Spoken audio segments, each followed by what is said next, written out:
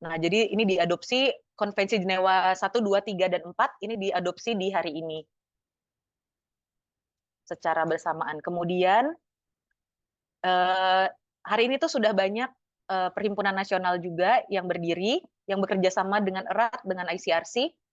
Ada 191 perhimpunan nasional Palang Merah dan Bulan Sabit Merah di seluruh dunia. Antara lain, misalnya sebagai contoh di Timor Leste ada CPTL, Kudus Vermelha de Timor Leste, kemudian ada Malaysian Red Crescent, ini ada Palang Merah Lebanon, dan masih banyak organisasi-organisasi Palang Merah lainnya. Nah, kemudian untuk lebih dekat mengetahui tentang apa itu ICRC dan bagaimana ia bekerja. Jadi sebelum kita masuk ke tugasnya ICRC untuk implementasi dan promosi, aku akan menjelaskan sedikit tentang tugasnya ICRC itu apa sih sebenarnya, dan badannya ini sebenarnya adalah barang apa gitu ya.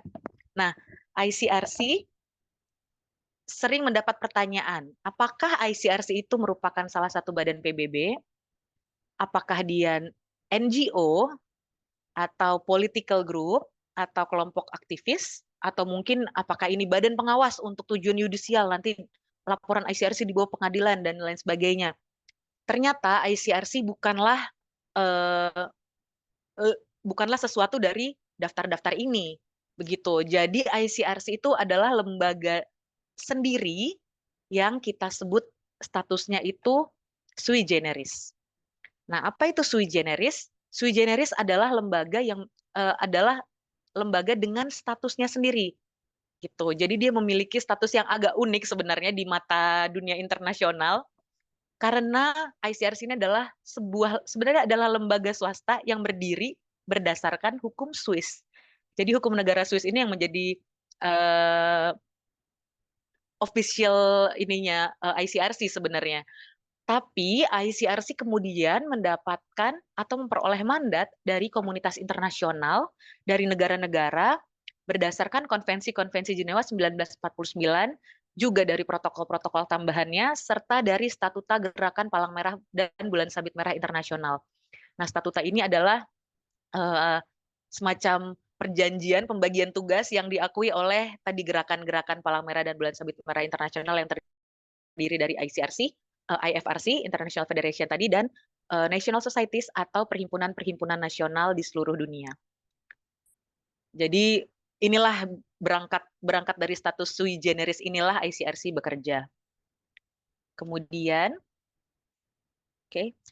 Nah, untuk melihat secara umum tugas dan kerja ICRC, karena waktu kita singkat, aku akan memutarkan sedikit video yang sangat singkat juga untuk kita mengenal lebih jauh tentang ICRC. War. Violence.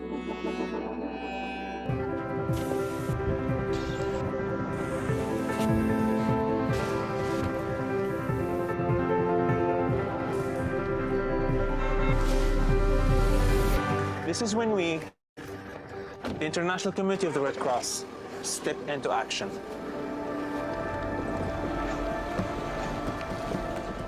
We exist for when war strikes. To help people when they are in need.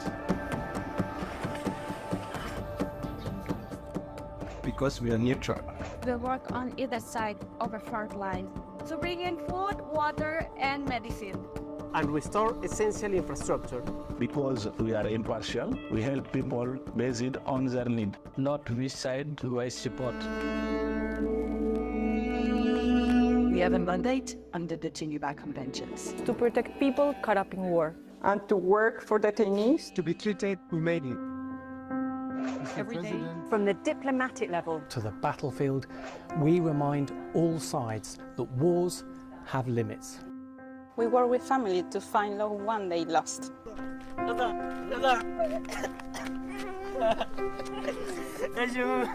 And when circumstances aren't so fortunate, we help bring closure. We have been on this mission for over 160 years. And we don't do this alone. Together with Red Crosses. And the Red Crescents around the world. Our unique network helps people when they most need it.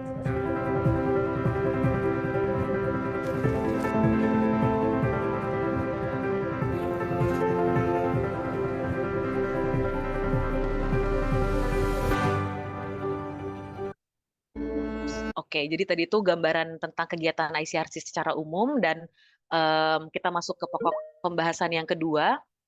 Ini adalah tentang hukum humaniter internasional. Nah, mungkin ini hanya untuk mengulang saja, kan secara cepat saya jelaskan, hukum humaniter internasional ini merupakan yang kita bicarakan dari awal acara hingga sekarang ini adalah sekelompok peraturan yang atas dasar kemanusiaan itu bertujuan untuk membatasi dampak dari konflik bersenjata. Nah, bagaimana caranya?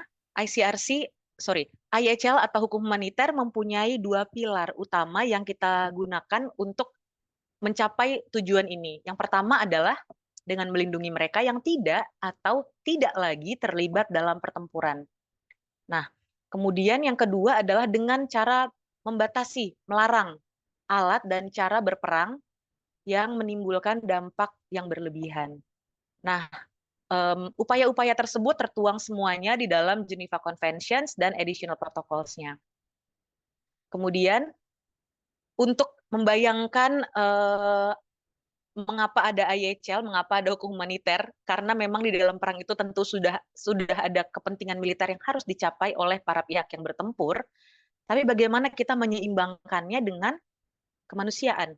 Mungkin sulit tadi dari awal juga udah disampaikan, kok bisa nih dalam perang yang mengerikan itu ada kemanusiaan, bagaimana caranya. Nah, yang diupayakan oleh IHL tadi adalah dengan prinsip-prinsipnya. Ini adalah prinsip-prinsip yang berlaku, antara lain ada membedakan penduduk sipil dan kelompok militer, mana yang boleh dan tidak boleh diserang. Kemudian ada proporsionalitas, jikapun personel militer ini boleh diserang, mereka harus diserang dengan proporsional, tidak bisa dengan berlebihan. Jadi ada aturan-aturan spesifik yang mengatur hal tersebut. Kemudian juga ada prinsip kehati-hatian, dan ada kepentingan militer, dan tentu saja yang mendasari semua ini adalah kemanusiaan. Ada prinsip lain juga yang namanya kekesatriaan. Ini mungkin akan dibahas lebih lanjut dan lebih detail lagi di kelas-kelas hukum humaniter yang mudah-mudahan di semua kampus-kampus di Indonesia nanti akan ada mata kuliah hukum humaniter internasional yang wajib dan bisa membahas mendalam hukum humaniter. Nah, dari segala penjelasan yang tidak terlalu panjang tadi, sebenarnya rasional dasar hukum humaniter itu adalah poin-poin berikut ini. HHI itu hanya berlaku pada saat konflik bersenjata atau perang. Kenapa? Karena hukum yang berlaku di luar konteks-konteks ini itu sudah ada yang lain gitu. Dan HHI ini adalah specific rules, peraturan-peraturan khusus yang memang ada untuk mengatur pada saat konflik bersenjata untuk mencapai tujuan tadi yang kita inginkan di awal, yaitu membatasi penderitaan di dalam konflik. Dan HHI hanya mengatur bagaimana perang dilakukan. Jadi the how, cara-caranya, apa yang boleh dan tidak boleh. HHI tidak membahas mengapa perang terjadi. HHI itu sendiri tidak memberikan alasan, oh perang A dengan perang negara A dan B itu sudah tepat, sudah sah gitu. Jadi keabsahan perang itu tidak diambil pusing oleh ICRC atau IHL, tapi yang dibahas dalam hukum humaniter adalah tidak membahas mengapa, tapi bagaimana perang dilakukan. Balik lagi ke pertimbangan dasarnya, yaitu kemanusiaan. Nah, setelah mengetahui rasional dasarnya HHI ini, nah kita akan memasuki pembahasan utama, pokok bahasan utama, yakni peran ICRC dalam promosi dan implementasi hukum humaniter internasional. Tapi sebelumnya mungkin aku akan sedikit menyebutkan atau mengingatkan mandat ICRC dan misi ICRC itu apa saja sih. Tadi kan sudah aku sebutkan di awal, sumber-sumbernya itu dari konvensi-konvensi Jenewa, protokol tambahan, statuta gerakan yang mengizinkan ICRC melakukan tugas-tugasnya di tempat-tempat kita bertugas. Nah, yang pertama adalah melindungi dan membantu korban konflik bersenjata dan situasi kekerasan lainnya. Melindungi dan membantu, mungkin kalau misalnya dilihat di publikasi-publikasi yang dilakukan oleh ICRC, bisa disaksikan sendiri bagaimana kami melindungi dan membantu korban konflik bersenjata. Begitupun tadi di video singkat yang tadi, itu sebenarnya sudah menyarikan esensi tugas pelindungan dan untuk membantu korban konflik bersenjata yang dilakukan sejauh ini oleh ICRC dengan bekerja sama dengan mitra gerakannya. Kemudian mandat lainnya, misi lainnya dari ICRC itu adalah mengatur dan melakukan koordinasi kegiatan pemberian bantuan kemanusiaan internasional yang dilakukan oleh komponen gerakan dalam situasi konflik.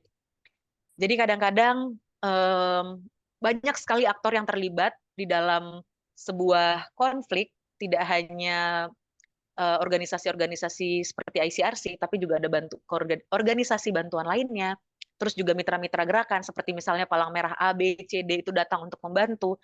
Disinilah tugas ICRC untuk mengatur dan melakukan koordinasi apabila terjadi dalam situasi konflik. Ambil contoh ketika tsunami di Aceh, itu banyak sekali bantuan internasional yang datang, tapi perlu satu organisasi yang melakukan koordinasi. Kenapa ICRC melakukan koordinasi pada saat bencana di tsunami di Aceh? Karena ICRC sudah hadir terlebih dahulu di sana sebelum tsunami datang menimpa, sebagai organisasi yang bekerja dalam situasi konflik pada saat tersebut. Jadi kita sudah punya kantor-kantor yang memang sebenarnya concern-nya adalah untuk mengurusi situasi konflik bersenjata yang terjadi. Namun ketika bencana alam datang, di situ tugas ICRC untuk melakukan koordinasi tersebut.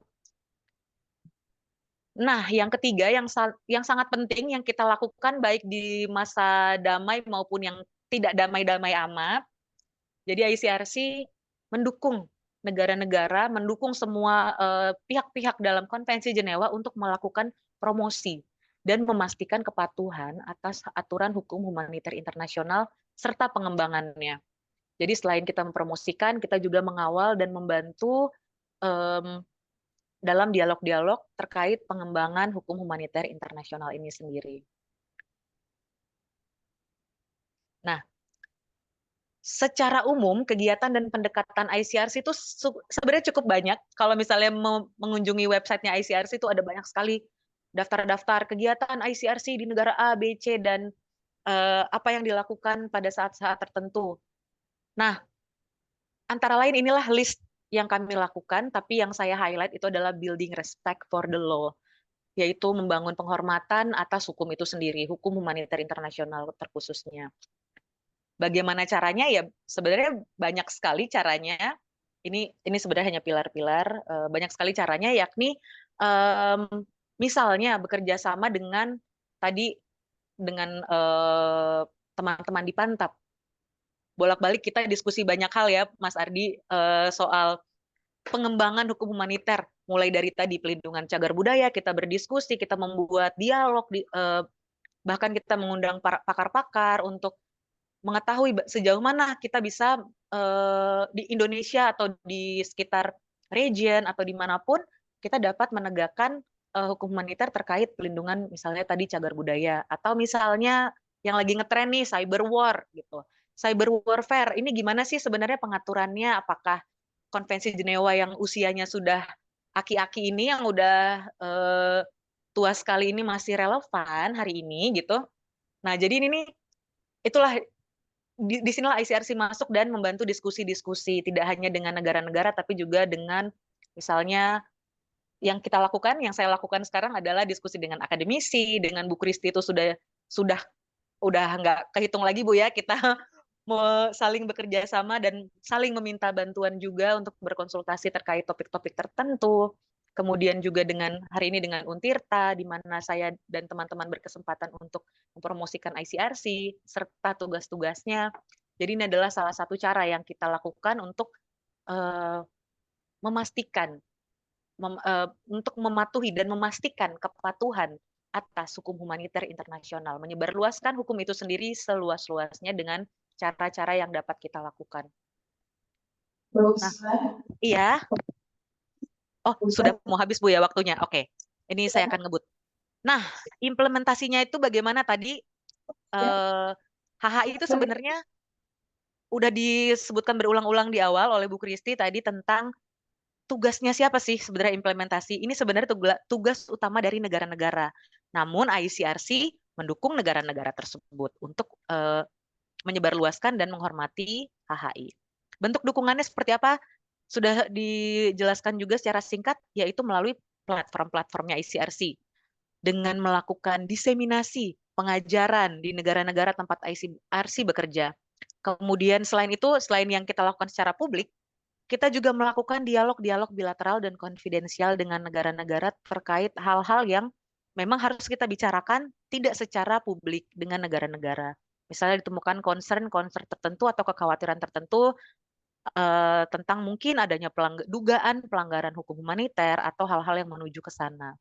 Seperti itu. Jadi ini ya tidak terlihat di luar sana sebagai organisasi yang menggonggong gitu, mungkin tidak sama seperti organisasi advokasi lainnya. Namun inilah cara atau modus operandi yang dimiliki oleh ICRC. Kemudian juga mungkin ini bisa diakses juga oleh semua orang, yaitu adalah IHL database. Ini cara kita mengumpulkan, mengkompilasikan berbagai macam hal terkait hukum humaniter internasional, di antaranya ada treaties, state parties, dan commentaries. Praktek-praktek di lapangan, apa yang dilakukan oleh negara-negara, termasuk yang di Indonesia. Indonesia telah melakukan apa? Kita berusaha untuk mengkompilasikannya di sini, karena kerap kali kita lupa untuk mengkompilasikan good practice-nya. Kita hanya kadang-kadang concern terhadap pelanggaran-pelanggarannya tanpa mengetahui bahwa ternyata sebenarnya penegakan hukum humaniter ini sudah sedang dilakukan di negara A, B, C, D. Cuma kadang-kadang memang kita jadi harus kita kurang menyeimbangkan hal itu ya, tapi tanpa menutupi bahwa memang ada pelanggaran-pelanggarannya. Gitu.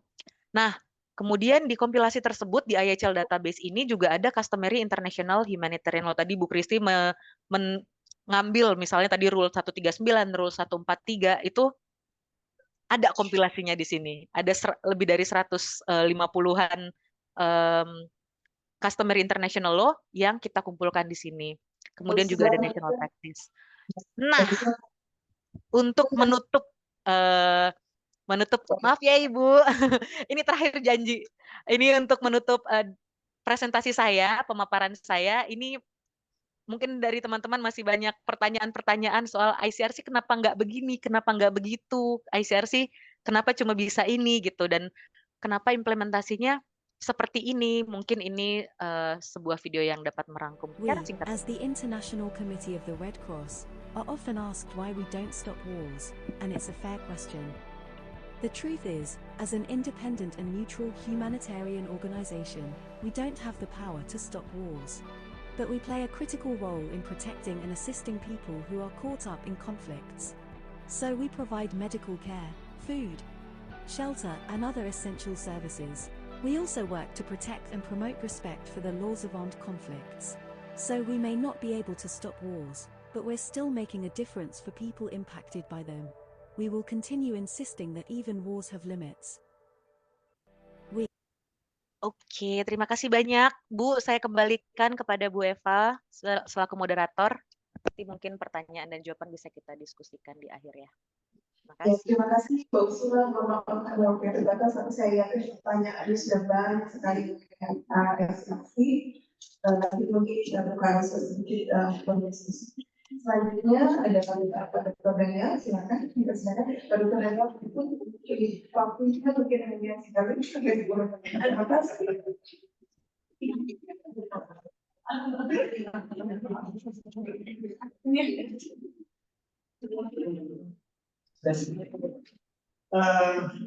Itulah satu dari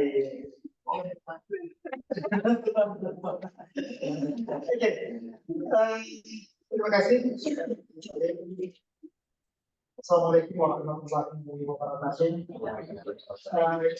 Saya hormati para narasumber, Ibu Diaceng, Ibu Ursula Natali, Pak Ardiansa, Pak khusus moderator,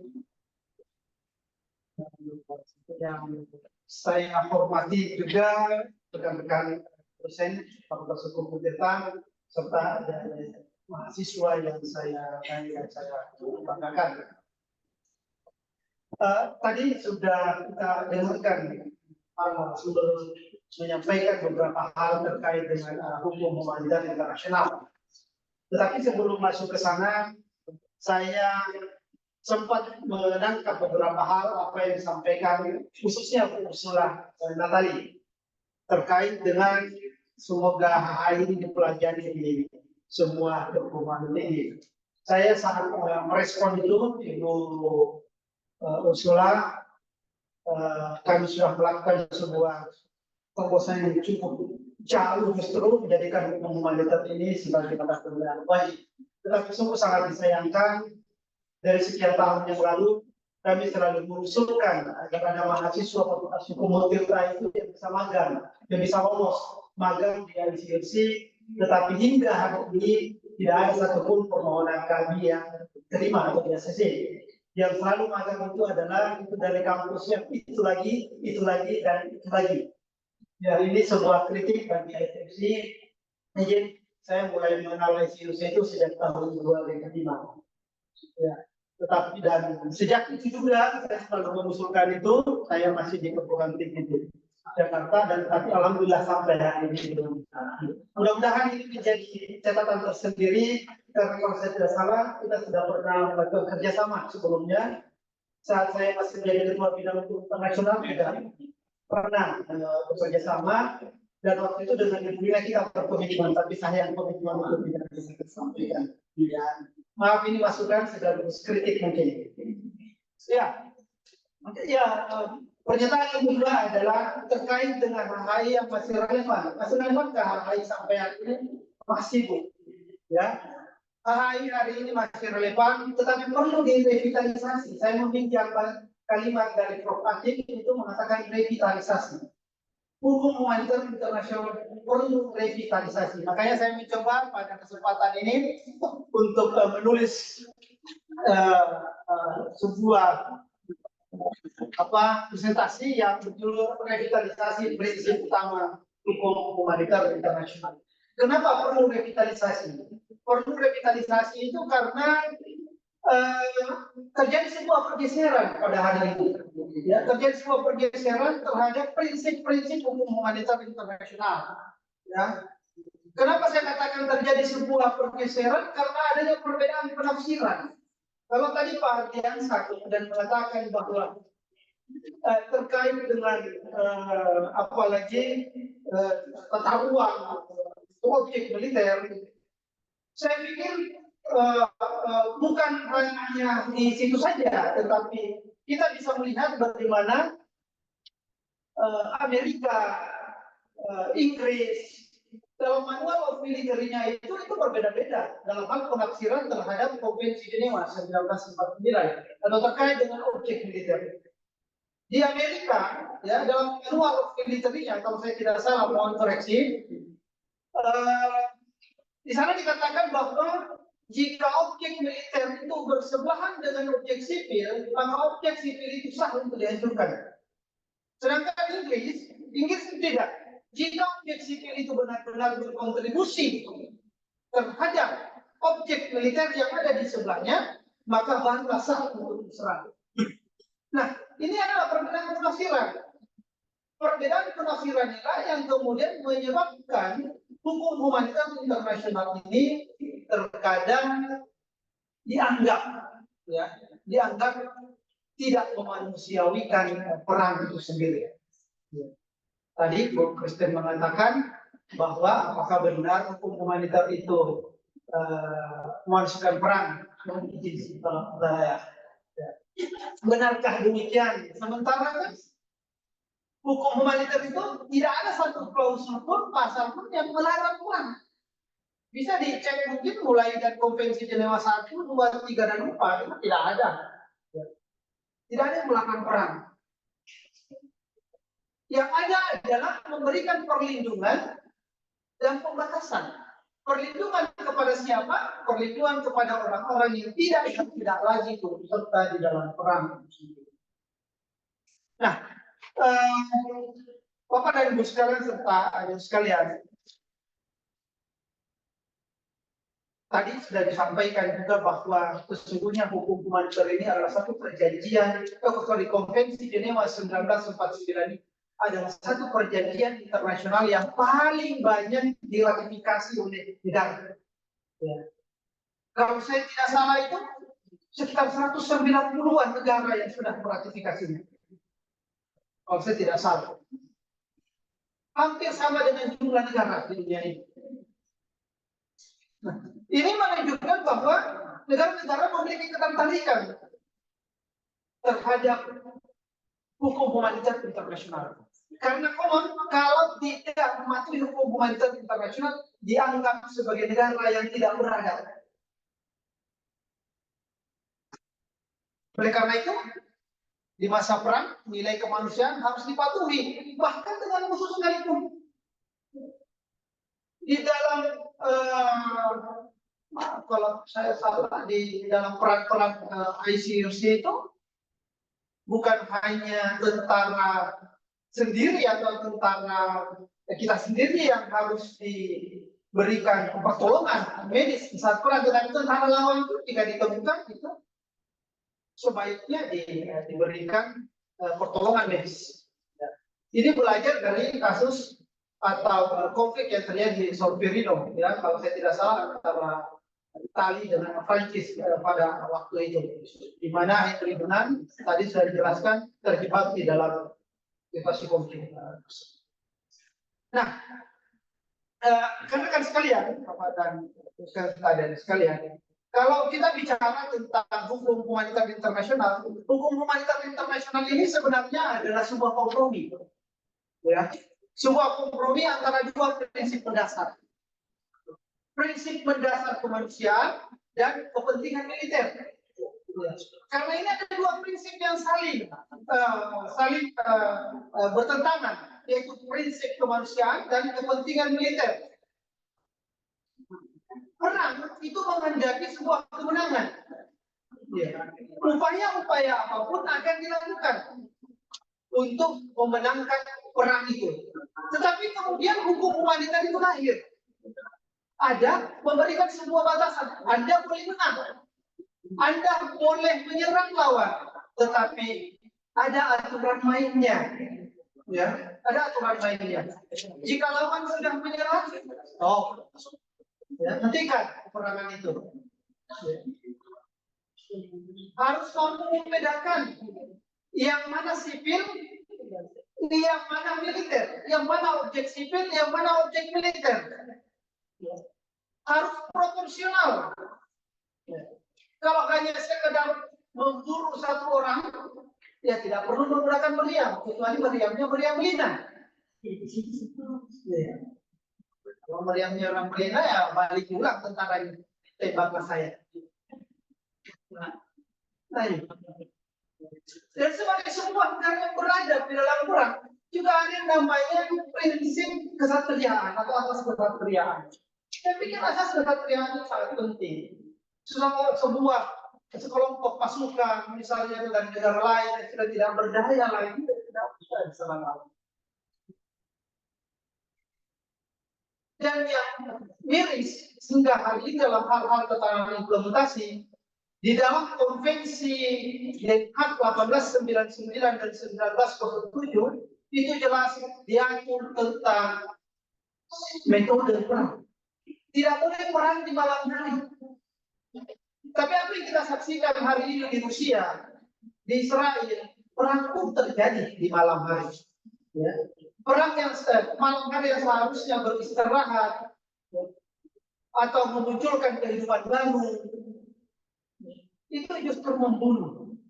Ini kan jelas sudah melanggar konvensi Den Haag. Nah, apa yang terjadi sehingga negara-negara kemudian begitu berlangsung melanggar konvensi Den Haag 1899? Ini akan menjadi tugas kita semua dan tugas ICRC. Yang tidak hanya sekedar mendiseminasikan misalnya, tetapi juga bagaimana dengan tegas mendorong Dewan Keamanan PBB atau PBB untuk mendesak agar betul-betul mengimplementasikan hukum humaniter internasional. Ini yang sangat penting. Nah, saya tidak terlalu banyak, Ibu. Saya langsung masuk kepada hal inti bahwa yang namanya hukum humaniter internasional ada satu pasal yang paling mendasar. Dan ini tidak hanya berlaku seharusnya dalam konflik internasional, maupun dalam norma internasional, tetapi dalam hal penegakan hukum, ya seperti yang terjadi di Papua, hukum salah satu pasal ini itu seharusnya diperlakukan, ya, yaitu pasal 3 Konvensi Jenewa 1949. Pasal 3 ini, ya, pasal 3 ini menerangkan sebuah perlakuan minimal yang sangat manusiawi yang harus dilakukan oleh para pihak yang berkonflik. Mungkin saja Indonesia merasa bahwa apa yang terjadi di Papua itu bukanlah sebuah perang, mungkin sebuah penegakan hukum. Tetapi apapun itu, hukum humaniter atau pasal 3 harus berlaku di sana. Di sana tidak boleh ada kekerasan terhadap kehidupan, terhadap pribadi. Ya. Tidak boleh ada penyanderaan, ya. Tidak boleh ada penyiksaan, penghinaan terhadap martabat pribadi ataupun penghukuman pelaksanaan SP tanpa putusan pengadilan. Itu tidak boleh. Jadi pasal 3 itu harus diterapkan dalam situasi seperti di Papua pun. Nah, oleh karena itu saya ingin menyampaikan bahwa kekerasan hanya membawa kemenangan sementara. Di dalam sebuah perang, kekerasan itu hanya membawa kemenangan sementara. Kekerasan yang menciptakan lebih banyak masalah sosial daripada penyelesaian tidak akan pernah menghasilkan perdamaian permanen. Jadi kekerasan itu hanya menciptakan banyak masalah sosial, tidak akan menimbulkan atau menghasilkan perdamaian yang permanen. Kemudian prinsip-prinsip utama hukum humaniter itu hanya bisa berlaku efektif jika penerapannya dilakukan secara bersamaan. Tidak mungkin jika dalam konflik bersenjata itu hanya prinsip pembedaan misalnya diterapkan, atau hanya prinsip kemanusiaan saja, atau proporsional saja, ataupun prinsip kesatriaan saja, tidak bisa. Itu harus diterapkan secara bersamaan, barulah akan efektif. Itu. Kemudian hal lain bahwa secara konseptual, kalaupun dikatakan humaniter itu masih relevan atau tidak, saya pikir prinsip-prinsip hukum humaniter ini dapat memberikan perlindungan yang efektif. Ya, kalau itu diberlakukan secara bersamaan, baik terhadap militer maupun terhadap penduduk sipil dalam konflik bersenjata modern. Namun pada tangan implementasi, prinsip-prinsip tersebut belum sepenuhnya mampu memberikan perlindungan terhadap pihak-pihak baik yang terlibat langsung maupun yang tidak langsung dalam konflik bersenjata, karena terjadinya perbedaan penghasilan, terus bergesernya fungsi TNI. Dulu yang namanya tentara itu berpakaian seragam, sehingga diketahui bahwa itu adalah militer. Sekarang justru militer itu yang dikawal oleh privat militer. Dalam Montreal dokumen itu jelas mengatur tentang jadi payung hukum PMSG. Nah, kita lihat dalam konflik Irak itu sekitar 5.000, sekitar 10.000 waktu itu pernah dikirim oleh Amerika ke Irak. 5.000 diantaranya itu ada anggota privat militer dari XI. Jadi apakah privat militer atau SI semacam ini di dalam hal mengawal, dan begitu yang dikawal diserang, apakah kemudian akan melakukan perlindungan atau akan menyerang pihak yang menyerang orang yang dikawal?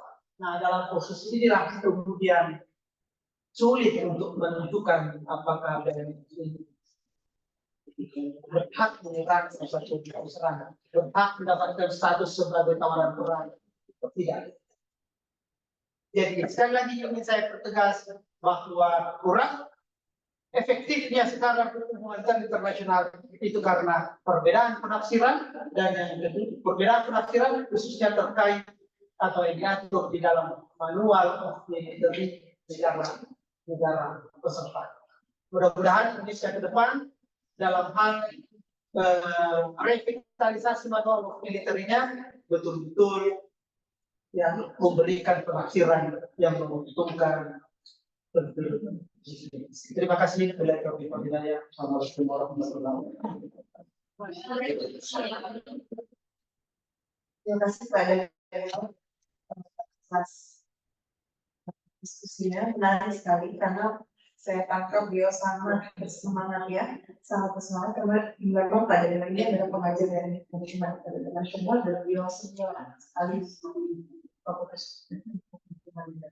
Baik, tanpa berpanjang-panjang lagi saya buka, mungkin ada beberapa pertanyaan yang bisa ditanyakan dari diskusi yang tadi disampaikan dari para pihak, dari para materi, mungkin materi sendiri yang jadi dari materi. Mungkin saya buka dulu untuk dua penanya dalam waktu kita sudah sangat terbatas. Ada pertanyaan dari Flo? Satu, kemudian ada lagi ya? Dua, baik. Oh, 1, 2, 3, ya. Disampaikan langsung pada pertanyaannya saja. Ya, tidak perlu pakai introduksi.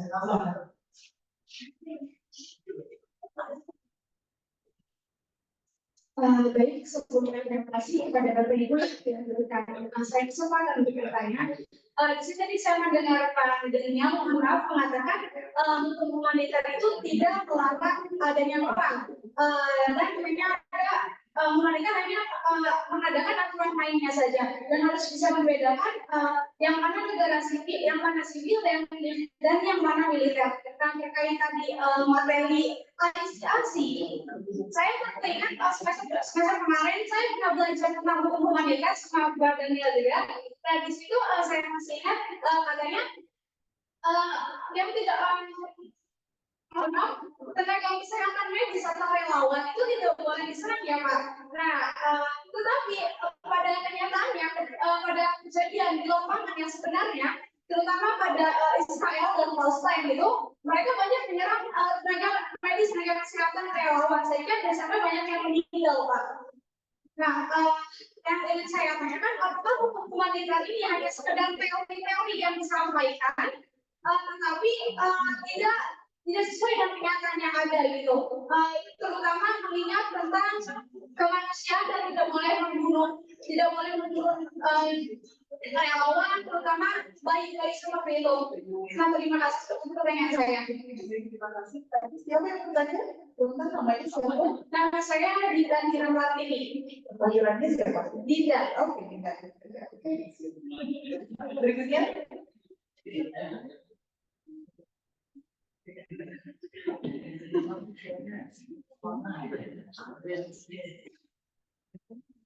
Assalamualaikum warahmatullahi wabarakatuh. Pada nama saya Aisyah, Soko Nasional.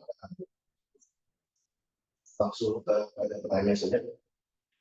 Bagaimana cara paling efisien bagi penegakan hukum humaniter internasional, terutama bagi para penjahat yang melanggar prinsip-prinsip hukum humaniter, terutama bagi para penjahat HAM yang melakukan genosida atau kejahatan kemanusiaan lainnya. Mungkin itu saja, Bapak Ibu. Terima kasih. Ini yang ketiga.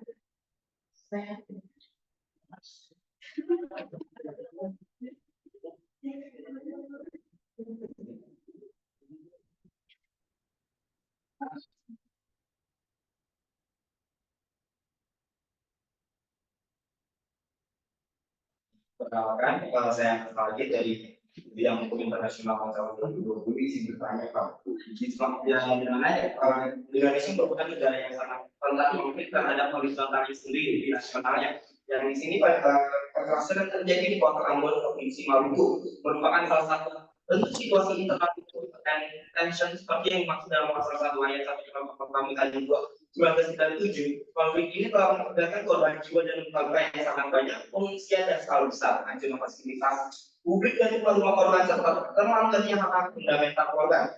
Nah, apa sih yang didapatkan teguran internasional terhadap Indonesia di kasus tersebut? Sedangkan kalau misalkan ingin menyelesaikan permasalahan tersebut, Indonesia contohnya kayak di Papua itu seharusnya bisa diselesaikan dengan protokol tambahan 2 yang dimana sedangkan Indonesia belum meratifikasinya hingga saat ini.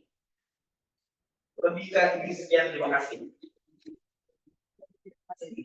Untuk tiga pertanyaan ini, Ibu akan diskusikan kepada semua sumbernya. Pertanyaan pertama, mungkin nanti bisa Ibu kepada Daniel, dan juga bisa membahas ini kan. Pak Daniel juga mungkin sedikit kemudian membahas ini, kemudian nanti untuk pertanyaan yang kedua. Oh, oke.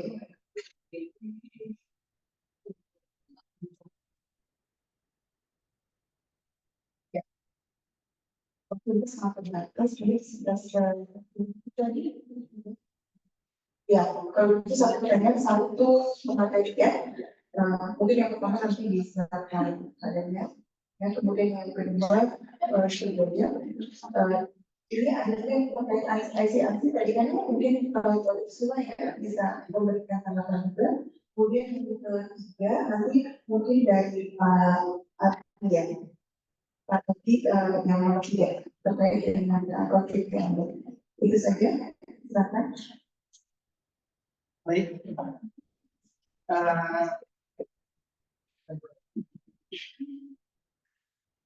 Baik, tadi Dinda yang membahas bertanya tentang hukum tidak untuk melakukan perang. Betul, ada Bapak menyampaikan bahwa pada dasarnya tujuan daripada hukum humaniter itu tidak untuk melarang perang. Saya pernah menemukan satu pasal pun di dalam konvensi Ženeva atau konvensi lain bicara tentang perang itu melarang perang itu sendiri. Ini sangat berbeda di dalam hukum Islam yang memang jelas melarang dengan perubahan dapat menafsirkan perang. Nah, tujuan utama diberikannya atau disepakatinya hukum humaniter ini atau konvensi ini adalah untuk memberikan perlindungan, perlindungan kepada orang-orang yang tidak lagi turut serta di dalam perang, serta memberikan pembatasan baik sarana maupun metode. Hanya itu saja tujuannya, ya. Nah, kemudian dalam beberapa kasus, misalnya di Israel, di Palestina, di mana tenaga medis itu kemudian banyak yang jadi korban, ada dua kemungkinan. Yang pertama adalah kemungkinan medis ini itu tidak menunjukkan dirinya sebagai petugas medis. Karena di dalam hukum humaniter itu seorang petugas medis, ya, di saat dia bertugas, dia itu harus menunjukkan dirinya bahwa dia petugas medis dan dapat dilihat dari jauh. Nah, saya belum tahu bagaimana kronologi kasus yang terjadi di Palestina pada waktu itu pada saat penyerangan atau terbunuhnya seorang petugas medis. Atau hal yang kedua, bahwa memang tentara lawan atau tentara Israel memang yang sembrono di dalam hal menangani huru-hara yang terjadi pada waktu itu. Karena yang terjadi pada waktu itu kan yang ada adalah mereka melakukan penyerangan terhadap tentara Israel menggunakan batu. Ya, menggunakan batu dan mungkin ada yang menggunakan senjata, tetapi lebih dominan pada senjata pada batu. Dan jika tidak, dan sementara tentara Israel ini menggunakan alat-alat berat, ini sangat tidak proporsional. Ya. Jadi, namun pada dasarnya dalam hukum humaniter internasional yang namanya medis itu harus diberikan. Orang-orang yang melakukan penyerangan terhadap petugas medis itu dapat dikategorikan sebagai penjahat. Seperti ini. Terima kasih Pak Daniel, cukup singkat dan mungkin diskusi lagi nanti setelah forum ya. Kemudian, apa yang Azril ya? Betul. Oke, jadi bagaimana cara kita untuk menangkap bau tidak perang gitu ya, selain di CN di mana ya, ya berarti tembak yang jarak dekat gitu ya. Nah ini tentu saja pasti berkaitan dengan baru dilakukan rasor dan satu lagi sih pengertian ini. Nah, jadi sebenarnya begini, memang seringkali ada kesulitan dari aspek penegakan hukum humaniter. Kalau kita dari humaniter, sebetulnya yang diminta untuk mengadili pelaku kejahatan perang yang pertama itu harus negara di sini. Itu harus seperti yang tadi saya kasih tahu di pasal 49. Negara itu memang kata ahli negara itu harus membuat aturan hukum yang mengkriminalisir refugees atau pelanggaran atau kejahatan perang ya, misalnya pelanggaran berat humanitas atau kejahatan perang, membuat aturan hukumnya, mencari pelaku. Pelaku itu nggak dikasih tahu negaranya apa ya, pokoknya ada di wilayah bagian, menangkap pelaku dan mengadilinya. Jadi sebenarnya tugas negara, utamanya memang negara di mana terjadi kejahatan itu. Nah, dalam proses Netanyahu, kalau hukum humaniter harusnya Israel. Nah, tapi kan seringkali, apalagi berhubungan dengan para petinggi militer, itu tuh pasti negara itu mandul. Nggak akan mau ngajarin pelakunya sendiri. Orang bilang kebijakan itu udah ada dari dulu, jangan pernah yang dibuat. Makanya, nggak mungkin Hitler dia di Jerman. Kebijakan membunuh, dari kebijakan membunuh, kebijakan untuk basmi gitu ya, kalau mau membunuh segala itu ada kebijakan negara. Jadi pasti mekanisme nasional akan maju. Nah makanya lagi mekanisme internasional. Dari zaman dulu pernah kedua namanya International Northern Tribunal for Nuremberg atau ada seperti. Tapi semuanya itu yang sekarang dari permanen namanya ICC. Makanya nggak itu dibawa. Tapi kendalanya kalau pakai mekanisme internasional, maka namanya juga hukum internasional. Nggak boleh kasih tiba-tiba datang dan kasih masuk ke dalam hukum nasional negara, apalagi bawa orang dan ngajarin. Karena itu pasti ada rumahnya, dan orang itu atau rumah itu punya kedaulatan yang namanya negara. Masih ada negaranya yang belum hancur. Kalau kayak Bosnia Herzegovina, Yugoslavia udah nggak ada. Makanya dibikin pengadilan kayak Tapi kalau untuk kasus negara-negara yang masih ada, maka hukum humaniter ini sebenarnya ini mix antara hukum humaniter atau hukum pidana internasional. Karena bicara penegakan itu atau di war crimes itu maksudnya karena hukum pidana. Jadi nggak boleh seenaknya masuk. Jadi mereka harus memastikan dulu mekanisme nasional itu sudah exhausted atau sudah tidak bisa digunakan lagi, baru mereka bisa masuk secara komplementer. Itu syarat pertama. Ya, komplementer harus ada. Syarat kedua dia harus pihak di ICC atau pihak di International Criminal Court yang sekarang ada yang permanen ini. Kalau yang tadi saya bilang Robert Tokyo itu udah nggak ada semua.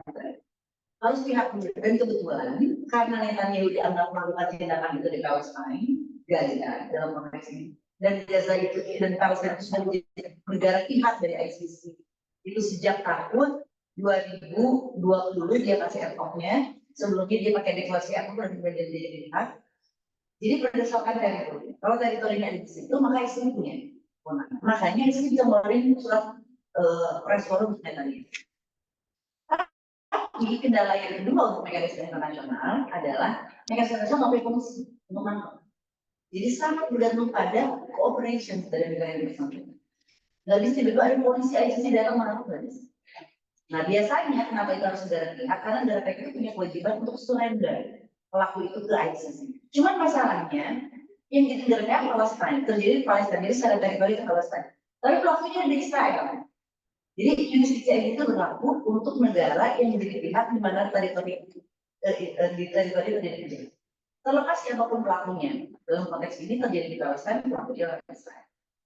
Nah itu masalah teknis surrendernya nanti bagaimana. Tapi secara proses komplementari, kalau kita tunggu juga Israel tuh mau ngajarin enggak, karena itu sejalan dengan hukum humaniter. Hukum humaniter meminta negara dulu yang mengajar.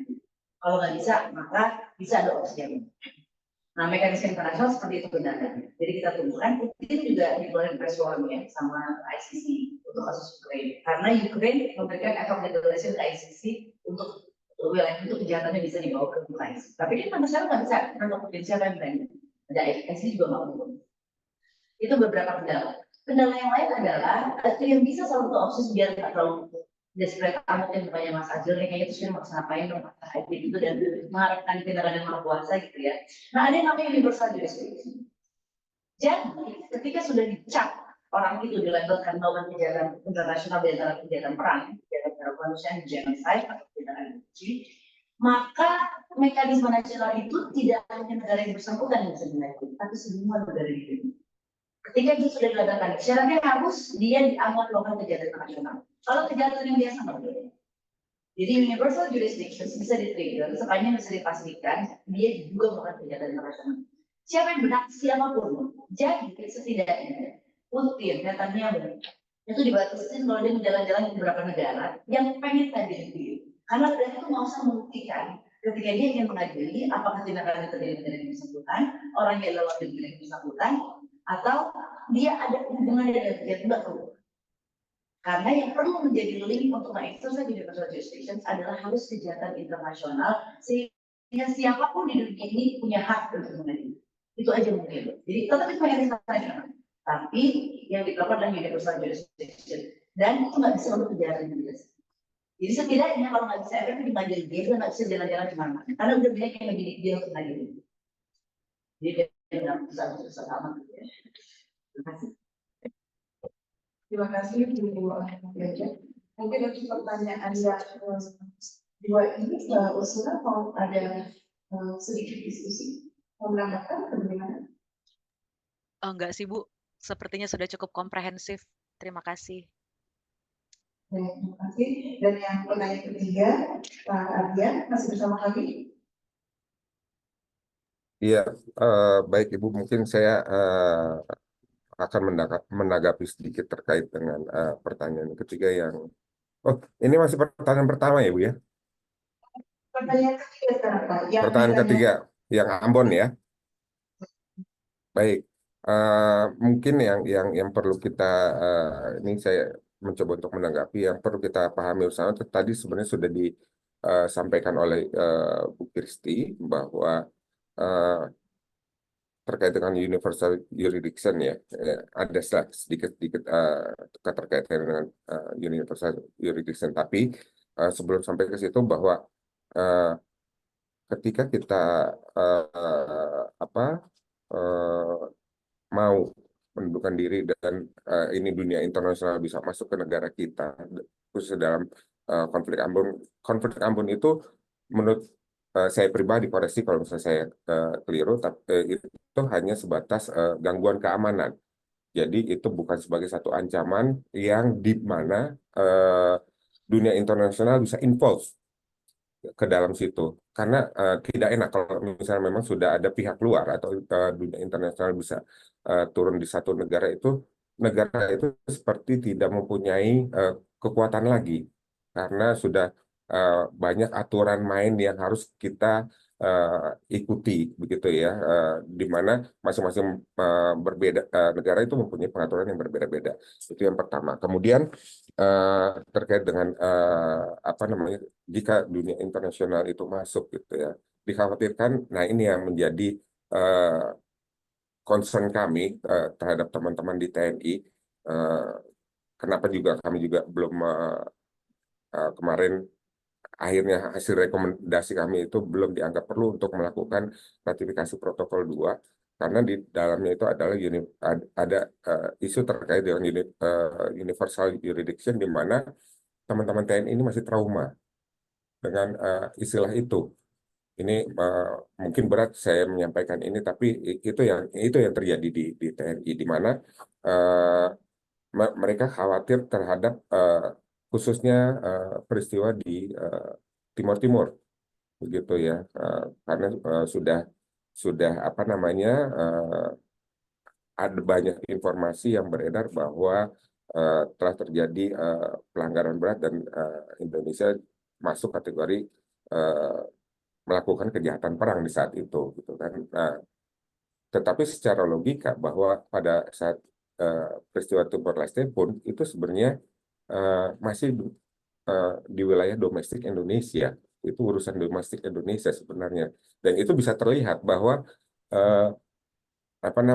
ini urusan internal Indonesia, tetapi dunia luar sudah mulai ikut campur dan itu tidak enak, begitu ya. Dan kami di Pantap itu mencoba untuk bagaimana caranya bahwa keputusan yang akan rekomendasi yang akan kami keluarkan itu adalah rekomendasi atas nama NKRI, begitu ya. Jadi tidak antar lembaga maupun kementerian lain, gitu ya. Selain itu juga alasan kami belum meratifikasi protokol 2 itu terkait dengan adanya hal pengaturan terkait dengan pelindungan yang dipertinggi. Nah ini yang tadi saya sempat sentil di depan terkait dengan pelindungan di Candi Borobudur maupun Prambanan. Kalau misalnya kita sudah meratifikasi itu, apakah kita sudah siap? Karena kondisinya Candi Borobudur dan Candi Prambanan itu menjadi salah satu titik putar bagi TNI Angkatan Udara pada saat latihan pesawat. Dan itu sedikit banyak ada pengaruhnya terhadap benda cagar budaya di Candi Borobudur dan Prambanan. Nah ini ya, kalau misalnya memang kita kemarin tidak buru-buru langsung kita ratifikasi saja. Nah ini dampaknya ini bagaimana gitu kan, karena kami tidak mau dalam hal ini kami selaku Sekretariat Pantap kita mencari cara bagaimana kita bisa memutuskan satu hal itu atas nama bangsa, tetapi kita juga mampu untuk melepaskan egosentris dari masing-masing kementerian lembaga ini. Begitu. Jadi kita benar-benar dari suara yang utuh kita bersama-sama untuk bisa memperkaya dan lebih memahami HHI ke depannya. Mungkin itu yang bisa saya tanggapi. Terima kasih. Untuk juga yang sangat terima kasih kepada seluruh peserta partisipasi aktifnya, terima kasih atas partisipasi aktifnya, juga terima kasih kepada para narasumber yang ada di sini dan juga yang online. Terima kasih. Semoga diskusi hari ini dapat memberikan wawasan dan juga komitmen kita terhadap organisasi internasional, dan semoga juga dengan hari ini kita terus mendukung negara dan harapan hukum humaniter internasional. Terima kasih untuk hari ini. Saya tutup. Assalamualaikum warahmatullahi wabarakatuh. Waalaikumsalam warahmatullahi wabarakatuh.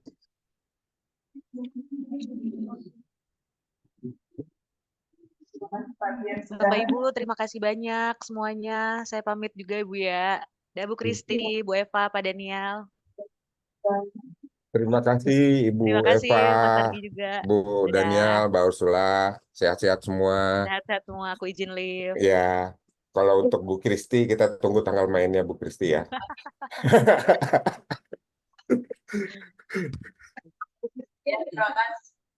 Terima kasih, mohon izin live.